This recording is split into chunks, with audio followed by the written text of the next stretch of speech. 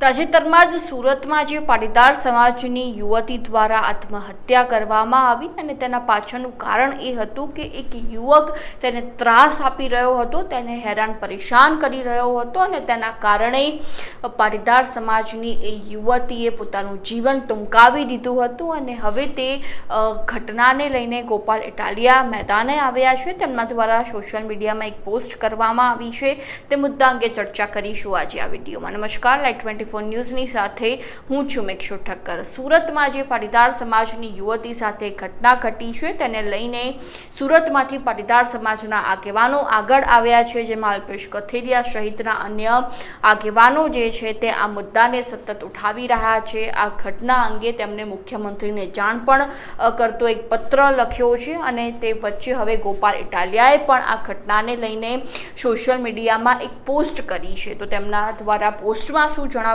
આવ્યું તે જાણી લઈએ, જેમાં તેઓ કહી રહ્યા છે કે નિર્દોષ દીકરીની આત્મહત્યા એ આખી સરકારની નપુંસકતાનો પ્રમાણપત્ર છે। એટલે સીધો જ પ્રહાર તેમને ભારતીય જનતા પાર્ટી ઉપર કર્યો છે, જેમાં તેમણે એક પ્રશ્ન પણ કર્યો છે કે ગુજરાતનો આત્મા ક્યારે જાગશે। કતારગામની દીકરીની આત્મહત્યા એ સમાજની અંદર નબળા માણસોના દબદબાની નિશાની છે। તે એક વ્યક્તિત્વ ઉપર પણ પ્રહાર કરી રહ્યા છે, ક્રૂર વ્યક્તિત્વ ઉપર પ્રહાર કરી રહ્યા છે અને બીજી બાજુ તેઓ નિર્દોષ દીકરીઓની આત્મહત્યા પાછળના મુખ્ય કારણો પણ તેમના દ્વારા પોસ્ટમાં જણાવવામાં આવ્યા છે, જેમાં પહેલાં તેઓ એવું કહી રહ્યા છે કે હલકી માનસિકતા ધરાવતા અસામાજિક લુખ્ખા ટપોરીઓને સ્થાનિક પોલીસનો છૂપો સપોર્ટ હોય છે અને તેઓ બેફિકર બનીને ફરતા હોય છે। આવા તત્વોની વિરુદ્ધમાં ભૂલથી પણ કોઈ ફરિયાદ લખાવવા જાય તો પોલીસ ફરિયાદીને દબાવવાનું કે ધમકાવીને સમાધાન કરાવવાનું પ્રેશર કરે છે, એ સૌથી મોટું કારણ છે। જેમાં ગોપાલ ઇટાલિયા પહેલાં તો સ્થાનિક પોલીસ ઉપર આકરા પ્રહારો કરી રહ્યા છે કે ખરેખર આવા જે અસામાજિક તત્વો છે તેમણે પોલીસ દ્વારા છાવરવાનું બંધ કરી દેવું જોઈએ અને ખરેખર આ અસામાજિક તત્વોને જેલમાં પૂરી દેવા જોઈએ। ત્યારબાદ તેમણે બીજું સૌથી મોટું કારણ એ જણાવ્યું છે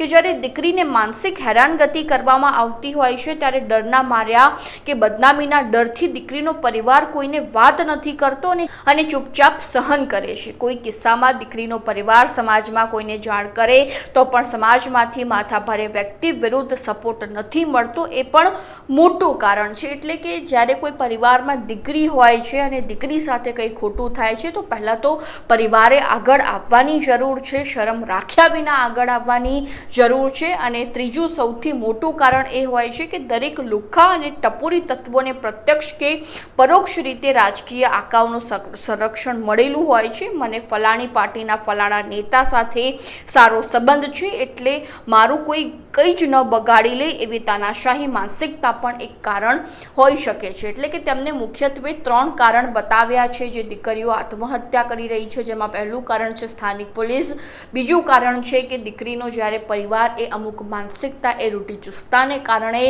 સહન કરી લેતો હોય છે દરેક વાતને, અને ત્રીજું કારણ છે રાજકીય પક્ષને કારણે ક્યાંક ને ક્યાંક ઓળખાણોને કારણે અમુક અસામાજિક તત્વોએ દીકરીઓને હેરાન પરેશાન કરતા હોય છે। તેમાં તેઓ વધુ જણાવી રહ્યા છે કે જ્યારે એક નિર્દોષ વ્યક્તિ આત્મહત્યા કરે છે ત્યારે આટલી મોટી સરકાર, વિશાળ સરકારી તંત્ર અને આખો સમાજ નિષ્ફળ જાય છે અને જ્યારે સરકાર તેમજ સમાજ બંને નિષ્ફળ જાય ત્યારે માત્ર વેબ સિરીઝ કે મોબાઈલ અશ્લીલતા કે વ્યસનોનો દોષ આપવાને બદલે સૌએ પોતાનો આત્મા જગાડવાની ને મહેનત કરવાની જરૂર છે। એટલે તેમના દ્વારા રાજકીય પક્ષ ઉપર પણ પ્રહારો કરવામાં આવ્યા છે, સરકાર ઉપર પ્રહારો કરવામાં આવ્યા છે, સમાજ ઉપર પણ પ્રહારો કરવામાં આવ્યા છે કે આટલા કિસ્સાઓમાં ક્યાંક સમાજ પણ નિષ્ફળ છે। ખરેખર એ અસામાજિક તત્વોને સજા થવી જોઈએ અને કડક સજા થશે ત્યારે જ ક્યાંક ને ક્યાંક એ દીકરીઓ સુરક્ષિત બનશે, એ યુવતીઓ સુરક્ષિત બનશે। હવે આ મુદ્દા અંગે તમારું શું કહેવું છે પણ અમારા કોમેન્ટ બોક્સમાં જણાવી દેજો અને હજુ સુધી તમે જો લાઈટ 24 ન્યૂઝને સબસ્ક્રાઈબ નથી કર્યું તો હાલ તેને સબસ્ક્રાઈબ કરી દેજો।